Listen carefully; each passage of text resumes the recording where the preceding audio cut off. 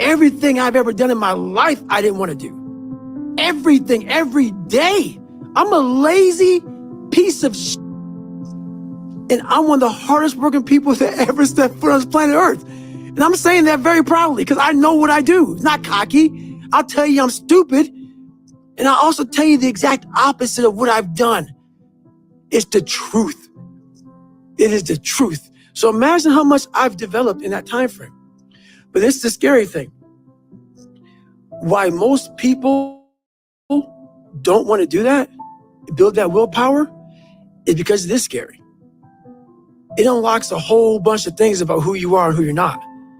And a lot of people don't want to go down that journey to discover who they are and who they're not. Because it's not a pretty journey. I mean, I've gone down it. It's not like I went down it once. I go down it all the time. And when you unlock that, and you can't just turn it off. Like people say, hey, well, how come you haven't retired yet? I built all this willpower. Do you think it's gonna let me just retire because my knees hurt? It's telling me every morning, I wake up like, man, my knees hurt, my legs hurt, my body hurts, but you can still run. So why aren't you running? If you can still run, there'll be a time when you can't lace them up anymore, but you can still run. So I still run. When the time comes I can't run, the body will say, you just can't run. But if I can still do something, that willpower that I have created, it makes me do it every fucking day. And that's what they don't get. What builds a human being is you start with the small building blocks. And before you know it, man, you become something that it doesn't even make sense to most people because it's just who you are now. That's why I can still run at 50 at 49 with broke down knees and broke down body, because my body knows you still can. Therefore, I do. Second you stop, the willpower is gone. And that's beautiful. I'm so glad you brought that to me because I always wonder, what's this separation thing now? At 24 years old, I started building something that I didn't even know was going to be what it is now at 49. And that's all it was just that. Everything was going well in my life. My career was fit, shine, and gleaming. I made a name for myself in the sports world, and I had plans to get back onto the battlefield like a Navy SEAL should. But sometimes, even when you are doing everything right in life, storms appear and multiply. Chaos can and will descend without warning, and when, not if, that happens, there won't be anything you can do to stop it. If you're fortunate, the issues or injuries are relatively minor. And when those incidents crop up, it's on you to adjust and stay after it. If you get injured or other complications arise that prevent you from working on your primary passion, refocus your energy elsewhere. The activities we pursue tend to be our strengths because it's fun to do what we're great at. Very few people enjoy working on their weaknesses. So if you're a terrific runner with a knee injury that will prevent you from running for 12 weeks, that is a great time to get into yoga, increasing your flexibility and your overall strength, which will make you a better and less injury-prone athlete. If you're a guitar player with a broken hand, sit down at the keys and use your one good hand to become a more versatile musician. The point is not to allow a setback to shatter our focus or our detours to dictate our mindset. Always be ready to adjust, recalibrate, and stay after it to become better somehow. The sole reason I work out like I do isn't to prepare for and win ultra races. I don't have an athletic motive at all. It's to prepare my mind for life itself.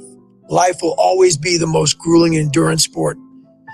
And when you train hard, get uncomfortable, and callous your mind, you will become a more versatile competitor, trained to find a way forward no matter what. Because there will be times when life comes at you like a sledgehammer. Sometimes life hits you dead in the fucking heart. No matter who you are, life will present you similar opportunities where you can prove to be uncommon. There are people in all walks of life who relish those moments. And when I see them, I recognize them immediately because they're usually that motherfucker who's all by himself. It's the suit who's still at the office at midnight while everyone else is at the bar. or the badass who hits the gym directly after coming off a 48-hour up. She's the wildland firefighter who, instead of hitting her bedroll, sharpens her chainsaw after working a fire for 24 hours. That mentality is there for all of us. Man, woman, straight, gay, black, white, or purple fucking polka dot. All of us can be the person who flies all day and night only to arrive home to a filthy house, and instead of blaming family or roommates, cleans it up right then because they refuse to ignore duties undone. All over the world, amazing human beings like that exist. It doesn't take wearing a uniform. It's not about all the hard schools they graduated from, all their patches and medals. It's about wanting it like there's no tomorrow, because there might not be. It's about thinking of everybody else before yourself and developing your own code of ethics that sets you apart from others. One of those ethics is the drive to turn every negative into a positive. And then when shit starts flying, being prepared to lead from the front. For several years, I gave myself a way out. When you were 300 pounds? When I was 300 pounds, when I was, all the way up until I was 24 years old, I would climb a mountain, I'd fall back down. I start climbing, I fall back down for the first 24 years of my life. I went to my first Hell Week, my second Hell Week, and then my third Hell Week came in SEAL training, and the CEO, Captain Bowen, looked at me. I'm on crutches, I'm all jacked up. He says, hey, this is your last time you're gonna go through buds. This is it. I had several stress fractures. I had double pneumonia. I was jacked up, and he gave me a few months to heal. He said, this is your last time going through. I shouldn't even let you go back through. Wow. I started Navy SEAL training with stress fractures. Stress fractures. That's hard to finish. Stress fractures. Starting the hardest training, arguably the hardest training in the world with stress fractures. And this is when I started to not put a cap on the body if the mind is there.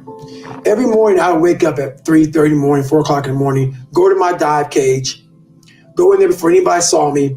I'd get duct tape, and I would tape from my forefoot all the way up to the mid of my calf, and I would put 2 black socks on. And so I ran not using the pivot. Oh my gosh. And I ran my hip flexors. So for the first 45 minutes to an hour, I was in absolute excruciating pain. But what motivated me